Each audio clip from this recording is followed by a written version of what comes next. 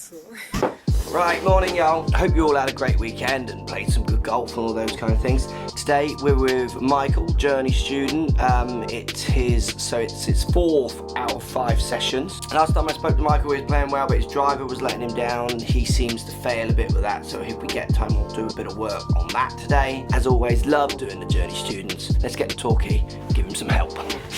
Right, on the course with Michael, he wants to look at his driving.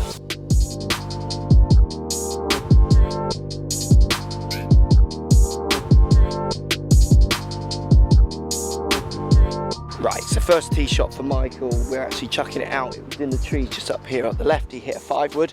It was a straight pull, so it started left and stayed there, really well struck. He called that a hook. This is where often with lessons it completely breaks down, and why you've got to watch people hit, get them on the course and check their numbers, which we'll hopefully do later, because often their ideas of what they're doing are not reality, so they then can't self-fix. That's why they need to come back.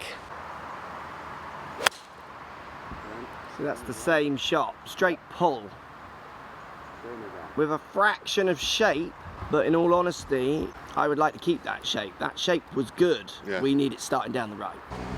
So if we think about your club path, Michael, the last 2 shots are pulls, so that means your club path is going left. Yep. Okay. You were calling them hooks, but you did also mention that you just feel like you want to swing. Show me which way you said you want to swing. Where I think I should be swinging? Yeah, you said it up back there. I didn't get it on camera. So feeling like you're swinging much more out to the right. Yeah. Sometimes though, you can move path much more subtly than that. Yeah. If you think about your swaying hip. Yeah.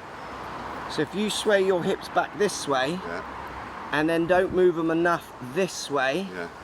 That can easily move your path 2 or 3, 4 degrees to a leftward right. path. So rather than change what you feel like the direction you're swinging your hands on and the club, yeah. I want you to do the next swing where you feel like you don't sway at all, really turn against that right foot. Yeah. So really turn like up against the right side. And then downswing, I want you to really feel like you're turning through.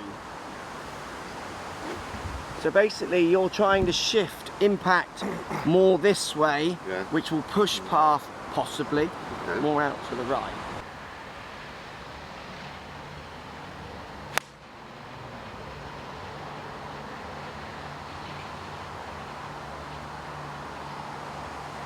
Playing again, am I? Load straighter. Yeah.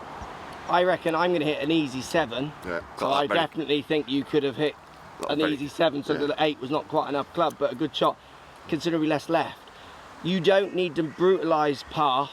Yeah. You can subtly move it by just moving your body in a different way. Just concentrate on keeping my head still then. Well, with your fingers, show me how big, say, 4 degrees is.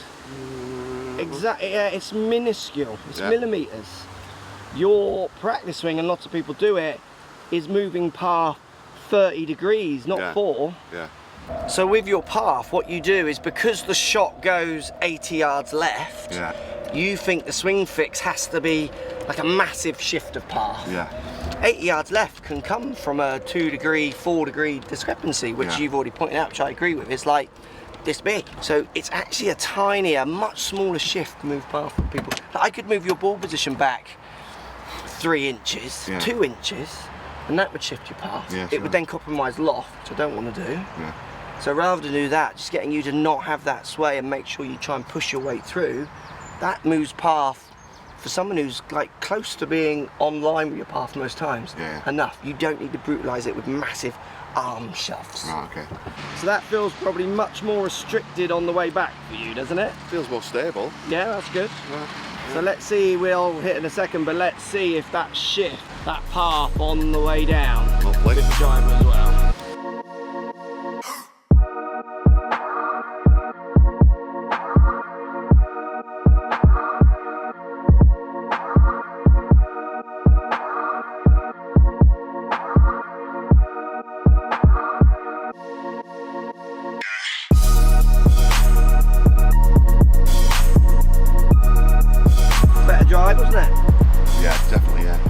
shifted path, didn't it? Without you having to brutalise the movement. Straight with a little bit of draw. Which was exactly what you did on the first. It went straight with a little bit of draw. It's just it started, because path was, say, I would guess 3 or 4 like left. It started 30 degrees left. Exactly. Well, it started like 4 degrees left, which adds up to a lot left over 200 and so yards. Yeah, it's good. And let's have the follow through, not too slidey with the hips. Let's keep them going, that way. Not that. Yes, more that. Correct. Right, this is a narrow drive. Let's see if Michael can get this sport working here as well. And then we're going to go inside and see how he can or can't move the numbers with changing the way he turns.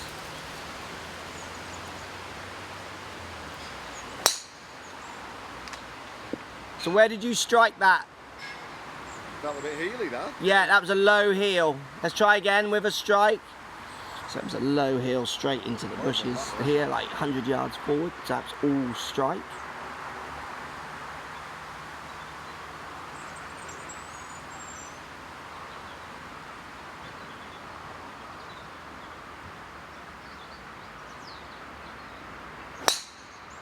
And that's a very good tee shot, middle, left side to middle after the bounce. That's a great shot once you got the strike on it.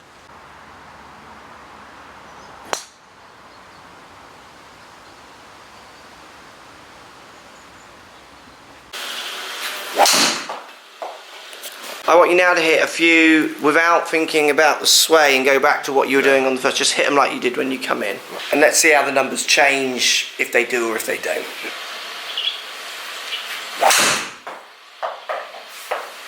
Yep, decent shot.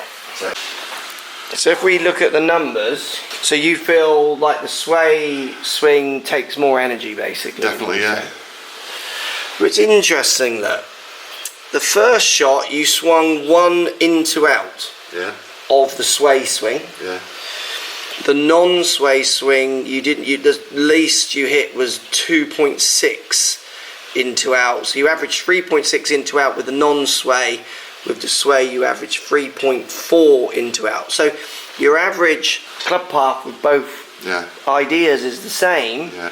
It's just your lowest to the swinging to the right, bearing in mind we want to see a draw shape, is with the sway action. And we definitely saw out on the course 2 straight non-real shape pulls, which means that path, because they were struck well, path had to be left with the face left with it for the straight pull. So on that data set, it's quite interesting. You are definitely faster with the sway, which you're feeling.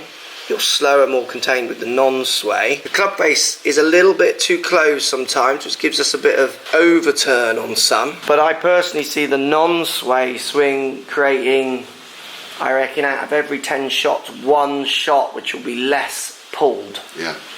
Personally. Okay. But what's interesting with both of those movements is you're not having to feel that you're changing the direction you're swinging on at all, are you? Yeah. No. You're thinking at it more front-on view if you're going this way or this way, rather than the down-the-line view if you're swinging the club out that way or that way. Yes. So great lesson today with Michael. It was interesting, and lots of people do it, how much he felt like he had to move path to change that.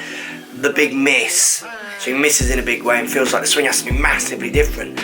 It was almost a tweak. When we did it inside, I didn't show you, but we did it inside, we moved his ball position around and you could see his path moving as he changed where low point was. For lots of people, it's often much smaller than they feel, which is another reason why people go a little bit around in circles. But gone from 12 down to 10 in the journey. I'd love for Michael to get down into single figures. Definitely getting his driver would be a massive fix for him to doing that. I'm now going to go and fly to there. Actually, I'm going to fly to there and then we're going to drive down to about here. See you all tomorrow, if not the next day, subject to upload and what have you. See you soon.